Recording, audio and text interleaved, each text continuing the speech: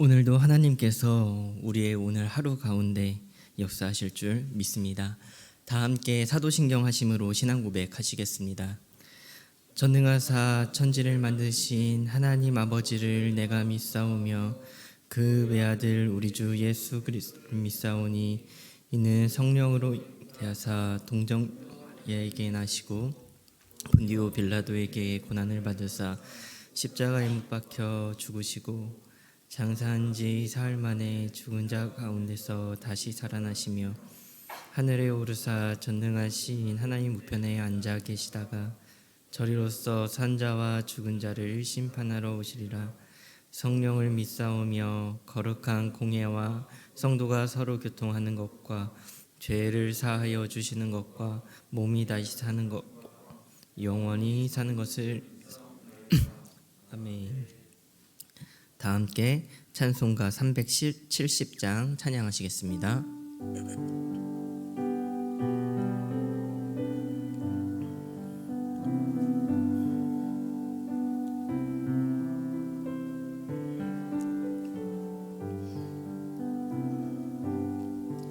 주 안에 있는 나에게 딴 근심이 있으랴.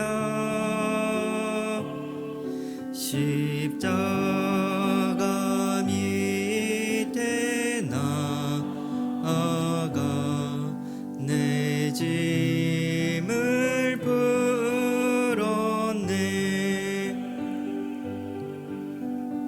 주님을 찬송하면서 할렐루야 할렐루야. 내 앞길 멀고 험해도 나 주님만 따라가리. 그 두려움이 변하여 내 농도 되었고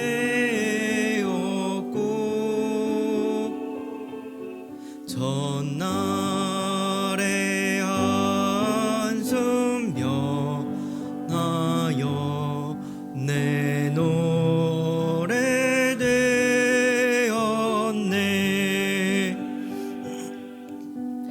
주님을 찬송하면서 할렐루야 할렐루야. 내 앞길 멀고 험해도 나 주님만 따라가리. 내 주는 자비하셔서 늘 함께 계시고 내 궁핍함을 아시고 늘 채워주시네.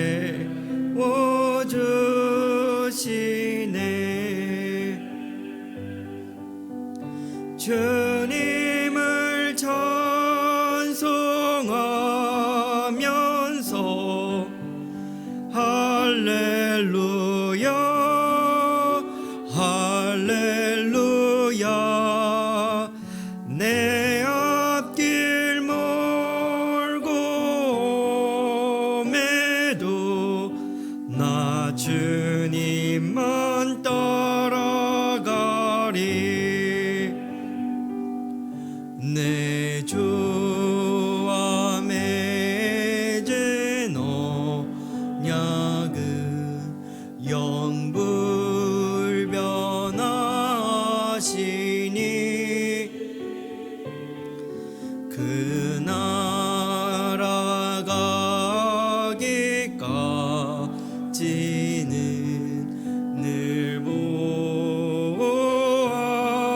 하시네. 주님을 찬송하면서 할렐루야 할렐루야. 내 앞길 멀고 험해도 나 주님만 따라가리.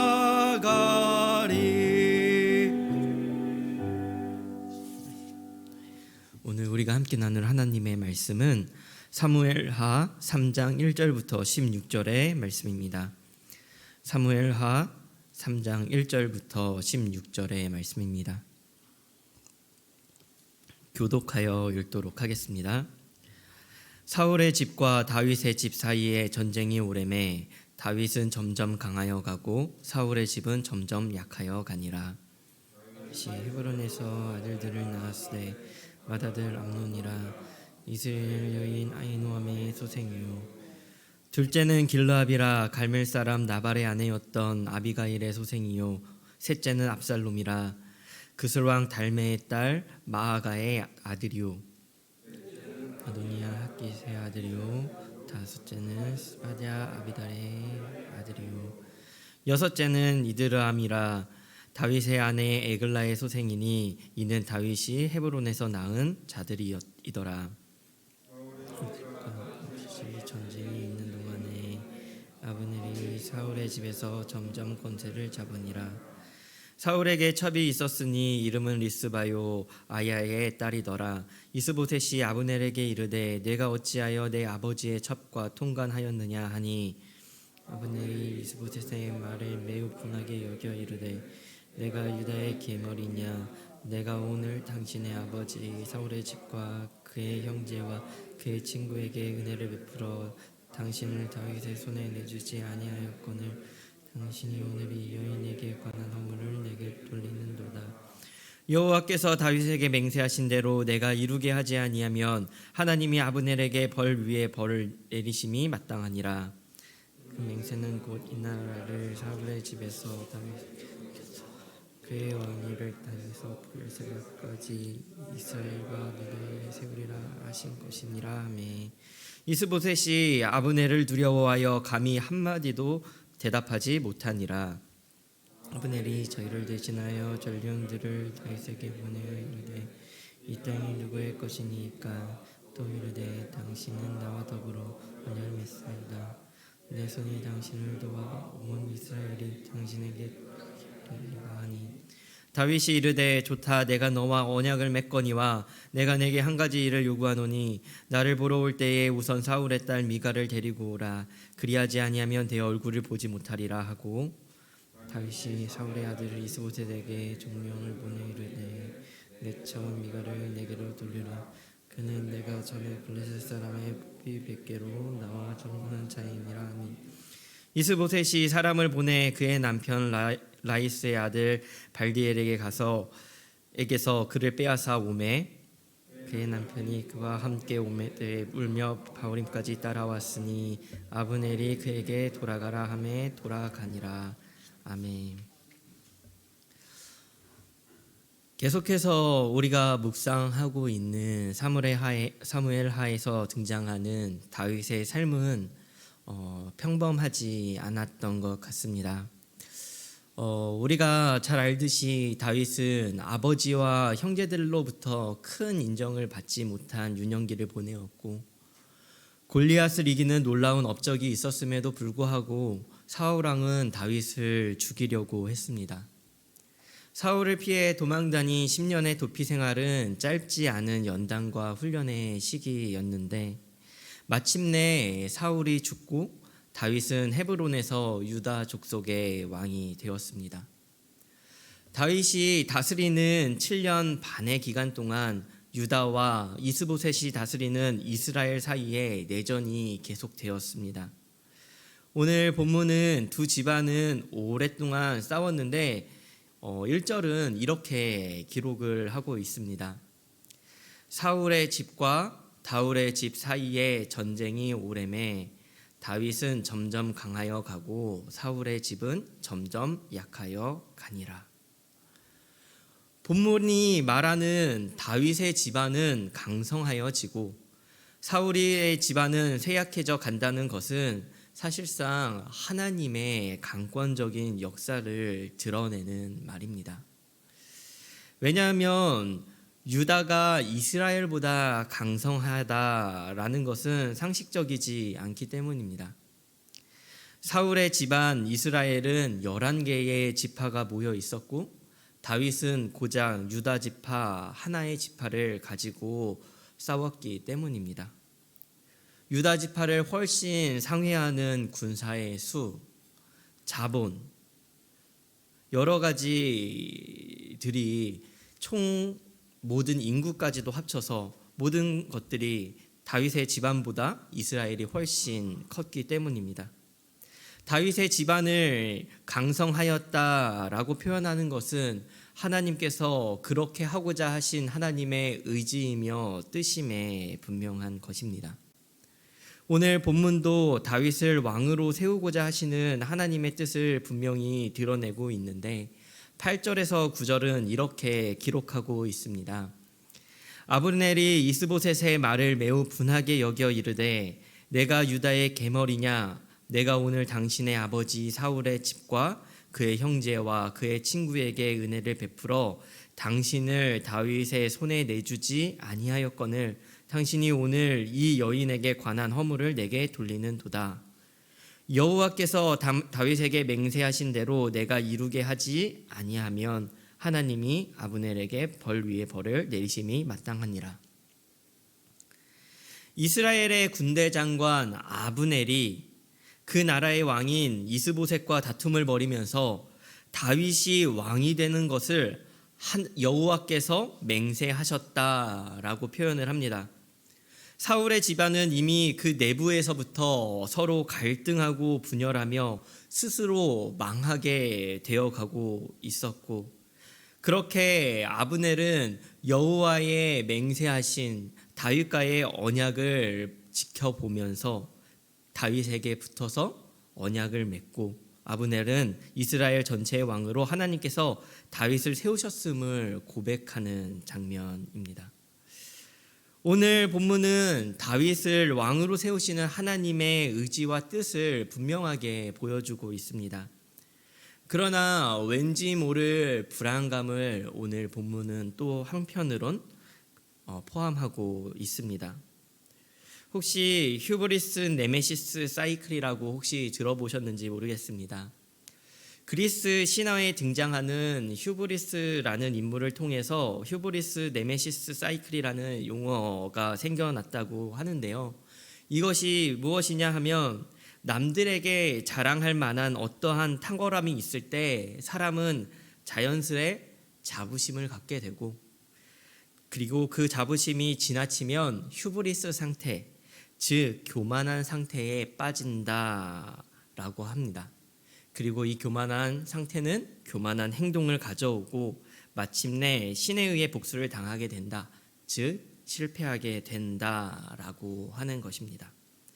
그리스 신화를 바탕으로 한 내용이긴 하지만 인간의 오만함과 교만함을 잘 나타내 주는 말 같고 다윗의 모습을 통해 이러한 상황들을 볼 수 있는 것 같습니다. 다윗은 10년을 사울로 인해 너무나도 힘든 고난의 시간을 겪어야만 했고 마침내 하나님께서 사울을 죽게 하심으로 다윗을 세우셨고 그래서 유다의 왕으로 서게 되었습니다. 그러나 오늘 본문은 무언가 잘못되고 있다는 신호를 조금씩 보내고 있습니다. 2절에서 5절은 다윗의 6 아내와 6 아들을 소개하는데 그들의 출신을 보면 정치적인 결혼을 했음을 알 수가 있습니다. 물론 1절에서 소개하는 내용과 같이 다윗의 집안이 번성하고 있다는 번성의 의미도 담고 있지만 무언가 잘못되어 가고 있다는 것을 작게 암시하고 있습니다. 신명기 17장은 하나님께서 이스라엘 백성에게 이상적인 왕에 대해서 설명하는 본문을 가지고 있습니다. 하나님께서 이상적인 왕, 하나님께서 원하시는 왕의 모델을 제시해 주시는데 17절은 이렇게 기록하고 있습니다. 그에게 아내를 많이 두어 그의 마음이 미혹되게 하지 말 것이며 자기를 위하여 은금을 많이 쌓아두지 말 것이니라. 아내를 많이 두지 말라라고 하나님께서 말씀하시는데 다윗은 아내를 많이 두었습니다. 분명 헤브론에 올라갈 때만 해도 아내는 2명에 불과했는데 어느새 6명의 아내가 되었고 그들의 출신은 하나님의 뜻과는 조금 먼 정치적인 힘을 위한 결혼이었음을 보여줍니다. 무엇보다도 다윗의 아들들 중 암논, 압살롬, 아도니아는 나중에 잘못된 모습으로 성경 속에 등장하게 되는데 다윗의 마음에 대못을 받은 그리고 하나님의 뜻을 거스른 아들들입니다. 그들의 잘못된 모습은 어쩌면 다윗으로부터 시작된 것일지도 모른다라고 본문이 이야기하는 것 같습니다. 12절부터 16절도 다윗의 오만한 행동을 드러내는데 이스보셋과 결별한 아브넬이 다윗을 찾아와 언약을 맺고자 하자 다윗은 그 조건으로 사울의 딸 미갈을 데려오라는 조건을 제시합니다. 미갈을 통해 정통성을 확보하려는 정치적인 의도가 다소 보여지는데 이것보다 더 큰 문제라고 느끼는 부분은 미갈을 데려오는 그 과정 속에 있는 것 같습니다. 함께 살던 남편이 울며 따라오고 그러나 강압적으로 사람들을 이용하여 권력을 이용하여 그 미갈이라는 사울의 딸을 데려오는 이 모습은 후에 있을 밧세바 사건이 갑자기 어느 한날 이루어진 것이 아니라 다윗의 변화는 이미 작게 시작되었다라고 말씀하는 것 같습니다. 오늘의 본문은 어떠한 상황 속에서도 약속을 이루시고 말씀하신 것을 성취하시는 하나님의 의지를 볼 수 있지만 동시에 다윗에게서 나오는 교만과 오만한 행동, 아직 크진 않지만 그 교만하고 오만한 행동의 뿌리를 볼 수 있습니다. 사실 다윗은 가진 것에 비해 더 많은 인정을 받는 삶을 살았습니다. 오늘의 본문도 다윗이 잘한 부분보다는 하나님의 주권적인 뜻에 의해 왕으로 세워지고 있다라는 것을 분명하게 보여주고 있습니다. 그러나 다윗은 어느새 그것이 자신의 능력이라고 생각했는지도 모릅니다.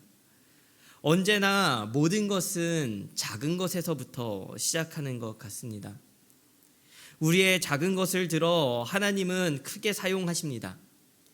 그러나 문제도 작은 것에서부터 시작되는 것 같습니다.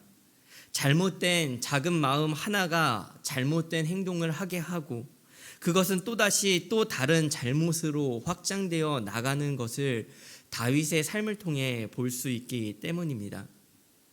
성경은 작은 것을 표현하는 비유로 누룩을 사용하기도 합니다.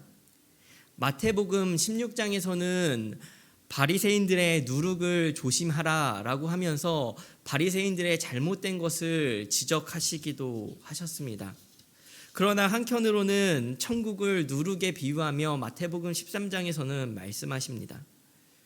결국 우리의 삶에 있어서 작은 하나를 얼마나 우리가 소중하고 귀중하게 생각하며 그것 하나하나를 면밀하게 살펴보느냐는 결국 우리에게 주어지는 하나님의 은혜를 얼마나 누릴 수 있느냐로 나타나는 것 같습니다.